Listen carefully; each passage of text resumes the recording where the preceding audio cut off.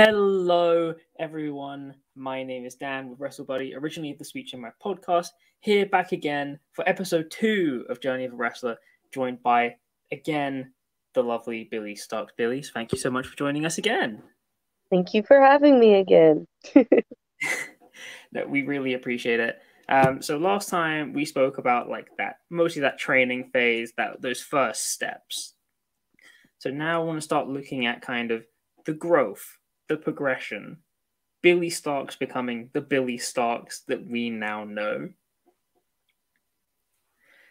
I honestly don't know how we got here. It's just been a long journey, even though it's still...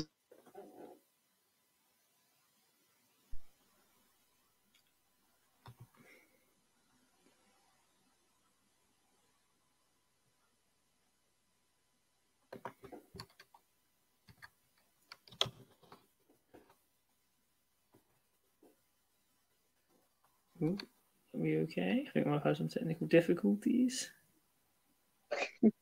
Okay, I think we're good. Okay.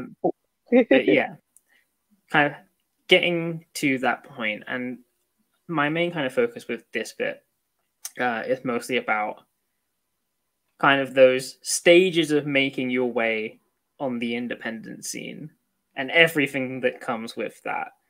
And one thing that I've had a lot of people ask me about is the travel. The travel is very insane sometimes. I have drove to New Jersey multiple times, and Texas, Florida, which is long drives for me from where I am in Louisville. But I feel like it's all worth it in the end with wrestling. And it's part of like what I love about wrestling the most is the travel and being able to see new places, even if it is for a short amount of time. Mm-hmm. Yeah, and I think part of that obviously comes down to how obviously it's about finding those opportunities in places. It's about finding those chances. What was kind of the first time that you had to do like major out of state travel for wrestling? I would probably say New Jersey because that was like my first like long drive. And it was like a 12-hour drive, and now it's like one of the drives that are just normal now. It's like, oh yeah, it's Jersey, we'll hit it. That's the thing. I can't even like fathom thinking about a 12-hour drive. Probably the worst drive I've ever done was the drive to and from or back from Texas. And I think there we did like 22 hours to Houston, and then we drove a few more hours into Texas to Laredo. And then on our drive back, it was like 26 hours. And I just remember being fully exhausted. And at that point, I still couldn't drive. So I'm just sitting in the car enjoying this while everybody's just switching out, suffering. And I was like, I'm so sorry, guys. But no, I mean, it's absolutely like incredible. Like, both like the lengths that kind of people have to go to for this, but also just like kind of how normal it is, and also what goes into it. Driving, 22 hours and then doing a show, driving 22 hours back. It's got to be quite a crazy thing to try and like balance. It's definitely a lot. I was very thankful for Mouse when I first started wrestling, because I couldn't make those drives by myself because I didn't have a license. And luckily, my father is what we road warrior, and is willing to drive like it's no problem. I've seen this man make the drive to New Jersey nonstop, 12 hours by himself, and I'm like, I don't know how he does it because I hit like a solid 6 or 7 and I'm exhausted. For you, what are like the good parts of the traveling and the journeys and the long hours to make wrestling shows? Definitely like the stories you make on the road or like the conversations you get to have. I feel like I've grown a lot closer with my family being stuck in a car for multiple hours, because we're just stuck with each other and we got to talk or keep each other entertained. So I've learned a lot about my parents and like stuff like that, or even other wrestlers, um, and just having that time together, stuck together. I feel like we've grown closer together and understand each other better, if that makes sense. And then I've also just gotten great stories out of it, like being able to travel with Joe Lando when he was here in the States. I loved him. We sat for like an hour watching Japanese wrestling, and it was just like a great time, and it passed the time so quickly when we drove to North Carolina. And then also like I love just having random sightseeing when we're Yep. on these crazy trips. When we went up to Chicago for my past weekend for Art of War, GCW, Black Label, all that shenanigans. It was great being able to go to like the ice cream museum, unlimited ice cream. I was in heaven. I was having a great time, and they had a giant sprinkle pit. I feel like stuff like that. I love doing that when I'm on the road and have time. And just like little things like that make memories outside of wrestling, and making the drives even more worth it. No, awesome.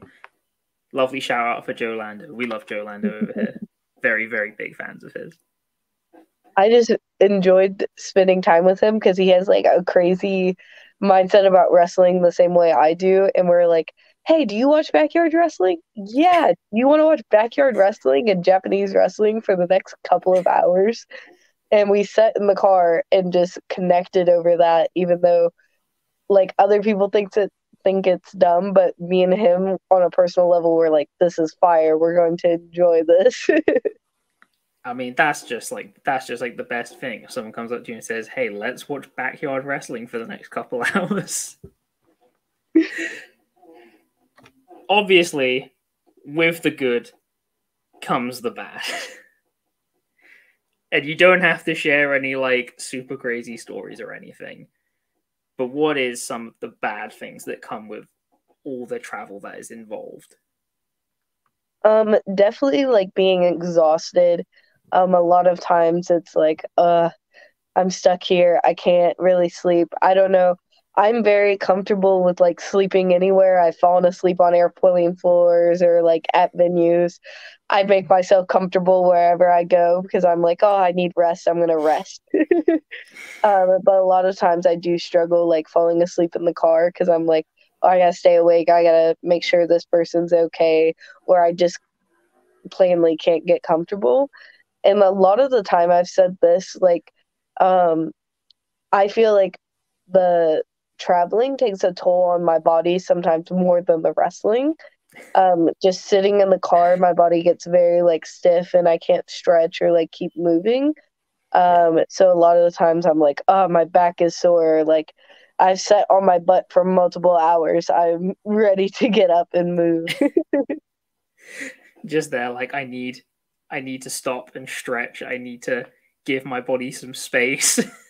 Yeah, I'm definitely a big advocate for stretching. I love yoga, and stretching honestly before and like after my matches have definitely helped me just like being able to move and not being as sore the next day. Yep. You hear that, people that are watching? Stretching is important. I Very see important. wrestlers not do any like warm-ups or anything. And like sometimes I'll be like, oh, this will easy. I'm not gonna warm up or nothing. But definitely afterwards I'm always like, okay, I need to stretch. It's like a cool down after a workout. I feel like nobody does it, and I'm just watching them. I'm like, oh, I don't know. I couldn't. I want to know the person that's going in there just like completely, just like no prep at all. Just like, yeah, my body's good to go for this. I've seen multiple people do it. They just get dressed and they head out the curtain, come back, get undressed, and hop back in their car, go home. And I'm like, I don't understand. That sounds like maniac behavior. I cannot imagine that like one bit. Kind of with that, what are some of those things that help you deal with those like those long, long hours? Definitely snacking. Snacking is like one of my favorite things to do on this car ride. I will stop at a gas station and my recent like addiction has been like gummies. I I was love gonna say, like can we get the official Billie Starkz snack list? I love like the lifesaver gummies that are like split in half. Um those are really really good and I've been enjoying those on car rides.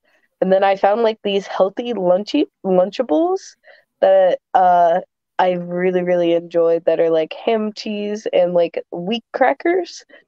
Um and that has definitely been like my go-tos. Um do what else? I don't know. I enjoy snacking. That's like my go-to. Independent wrestling being powered by Lunchables. Yes. I think that's just like, I mean, yeah, everyone likes a good snack every now and then. And I feel like for somebody who's traveling like 6-7 hours, it's kind of essential, right? Yes.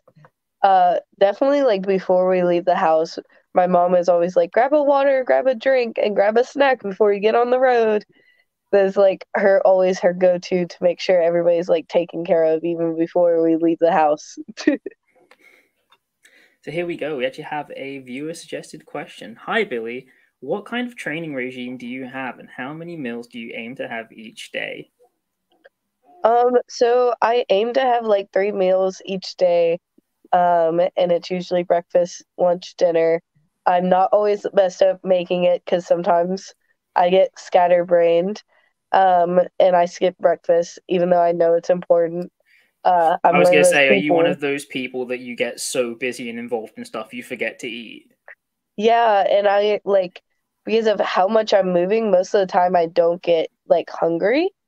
Yeah. So I'm really good about like packing stuff for like school, especially because in the mornings I just wake up and I'm like, okay, I gotta go. So I usually pack like a smoothie and maybe grab like a banana or a muffin before I go. And then I'll eat that during like my first period because I'm like in my head, I'm like, okay, I'm sitting down, I'm focused now, I can do this and then do this. Yeah. Um, and then for like my training regimen, um, most of the time I started training on my own. And it depends on like what I'm feeling that day. If I'm heading to the gym, I always start with like 15 minutes of like hard cardio, which is like either I'm on the treadmill sprinting for 15 minutes, Mm-hmm. or I'm on the Stairmaster going for 15 minutes.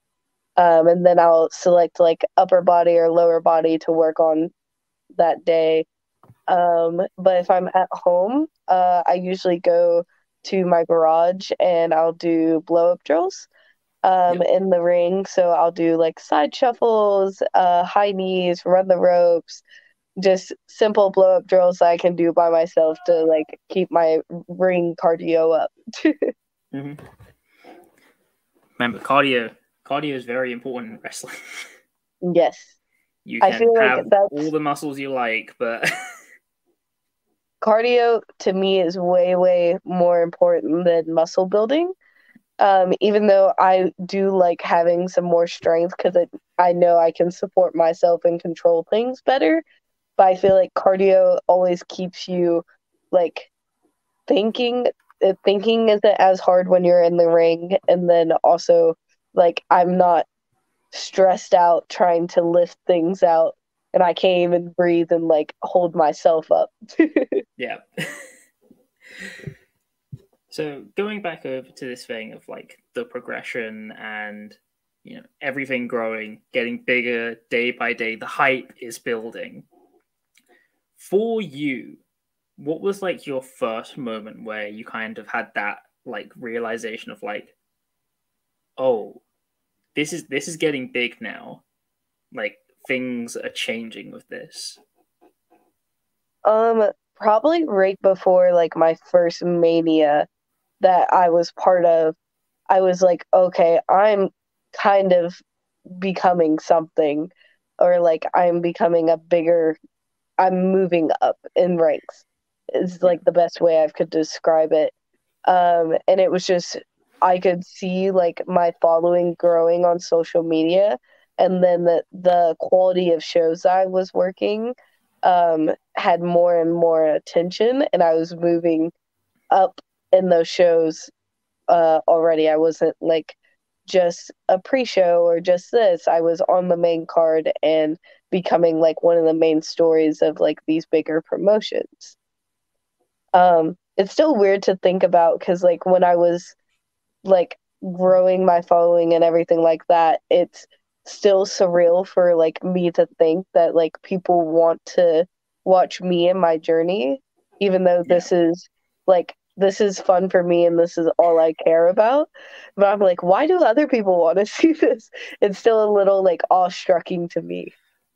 Yeah, it's probably quite strange when you're there and it's like, oh, this is just like a thing that you do it for yourself Yes, almost as much as anything else, and then all of a sudden you're like, why do other people care about this? it's very weird, but it's like something I'm very grateful for. Just like having so many people that like are almost like strangers to me that want the best for me and want to see me keep growing. Yeah, no, absolutely. And like I said, that thing of like having people there that like just want to see you, I'm sure it's quite a strange feeling to have like people that you don't know like coming to bat for you and being like, get Billie on this show. We want to see Billie. And it's crazy because I'll see like get tagged and stuff like that all the time. And I'm like, wait, what? Really? I guess we could kind of skim off this randomly to a side. What would be some of those places that you're like, oh yeah, I want to go there. I've just never had the chance to yet. Definitely on the West Coast, Defy. Defy has been one of the places that I've looked at, and like I love their production and the wrestlers they have there already. And I was like, I definitely just want to be part of that and everything they're doing. It's just a great vibe, and I love the crowd. I luckily got to like go sneak into a show and watch one live. And I was like, this is amazing, and I love it. And I've heard a lot of like positive things from like Nick Wayne, who works for them. And I was like, yeah, I love this and everything they're doing. So that's definitely a company that I would love to work for in the future. Awesome. And again, shout out Nick Wayne. Really, really cool. And not just because of the insane things that he's able to do with his body. I tell him all the time, like, he's so much more athletic than me. I was like, I don't know how you do it, Nick. He's like, what do you mean? You just got to do it. Just got to send it. If that is not the most like representative thing of so many people, just send it. Just send it. Not all of It's us can definitely the send our right bodies like mindset. that. For what he does, it's a brilliant mindset. So I kind of want to ask for you, what would be the thing for you, the moment or kind of the time when things happen that for you would make you feel like, yeah, I've made it. I have like set out to do kind of what I wanted to do.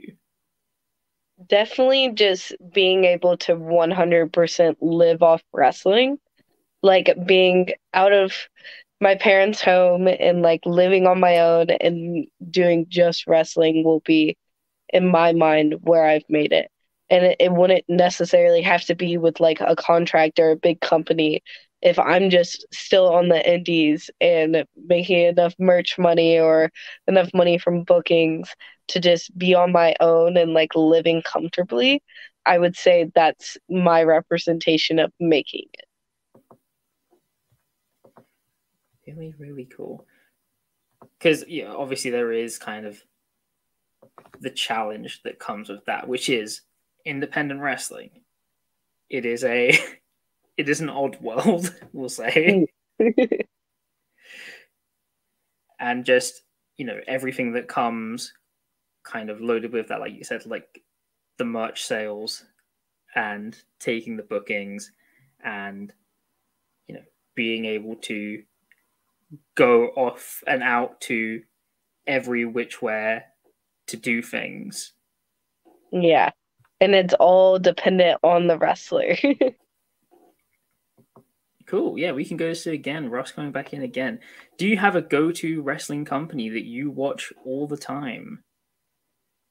Who? So I don't know how to explain this. When I watch wrestling, it's more for just my friends.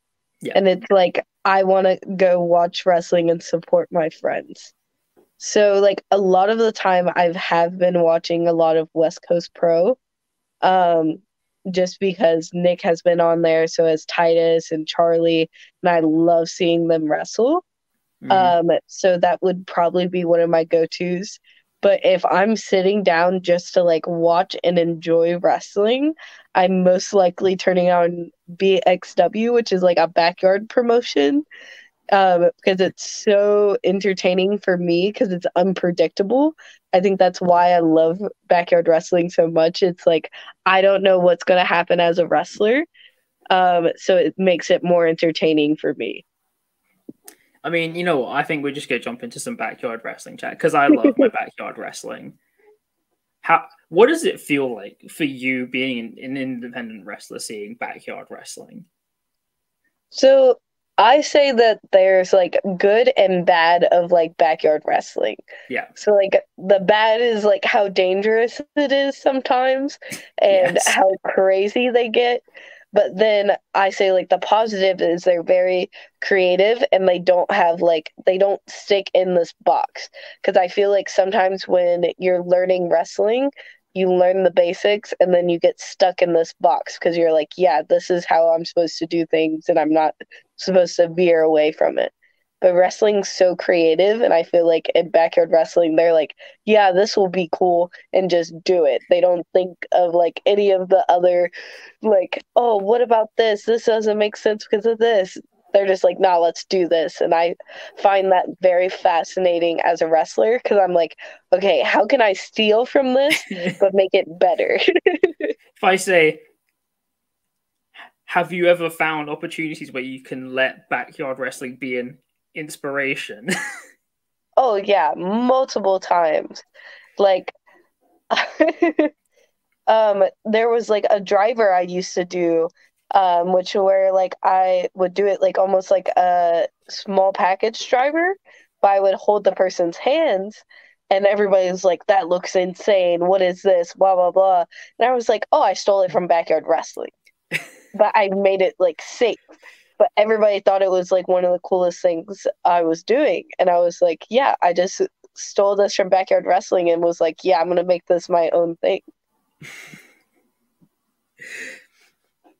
I just love like the whole thing of this, of just like coming across backyard promotions being like, you know what? No, that's actually just a really cool idea. Because I feel like a lot of a lot of backyard wrestling gets pigeonholed into the whole thing of like, hi, watch this video about these people doing silly stuff. Yeah. But like, I think there is a lot of merit to it.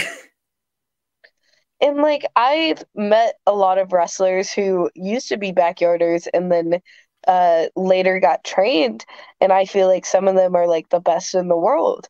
Like there's Alex Zane and Tony Deppen that were Yep. all like former yarders, and I feel like they're on the level they are because of their creativity and then also knowing how to get hit and then recover from it. Because I've seen so many crazy things they've done, and it's just like in their heads, they're like, yeah, I've done so much worse than this. I can do this, but safely.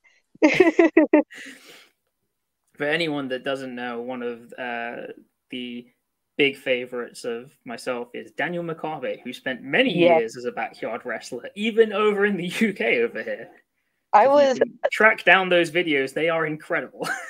I actually talked to Makabe about this because I was watching. I didn't have any knowledge that he was a yarder, and I knew him from like the SCI stuff in Tennessee. And I was like sitting down watching, I think it was like MX5 versus Matt DeMorris in like a backyard, and then I was like, is that Makabe? And he's just sitting in the background watching it with like his kick pads on. I was like, what is going on? And I called him out. I was like, is this you? And he was like, yeah, that was a few years ago. And then told me like some stories of him being like a yarder and that those like type of shows. And I was like, that's so cool. Something that you would, I mean, wrestling, you never can expect anything really. But no, Everybody like you has like a said, completely different journey. yeah, like you said, like the whole thing of like being a backyarder like forces you to be creative.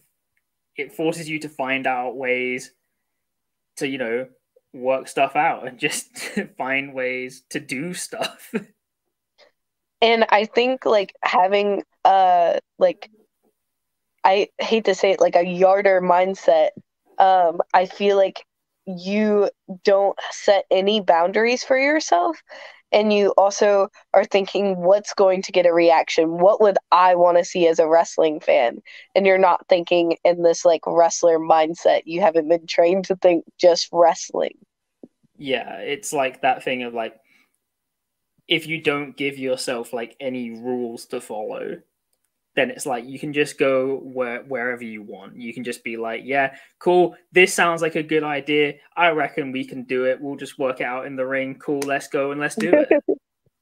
Yeah, then that's what I love.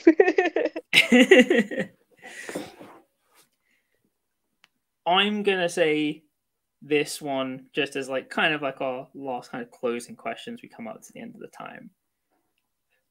If there was one thing that you could take from backyard wrestling and bring to like the independent scene as like here's a thing that like we should try and do, what would it be?